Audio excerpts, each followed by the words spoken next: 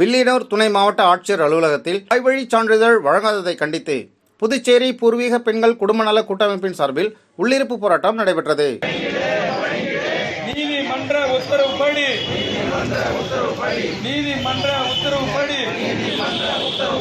தாய்வழி சான்றிதழ் வழங்கிட புதுவை அரசே வருவாய்த்துறையே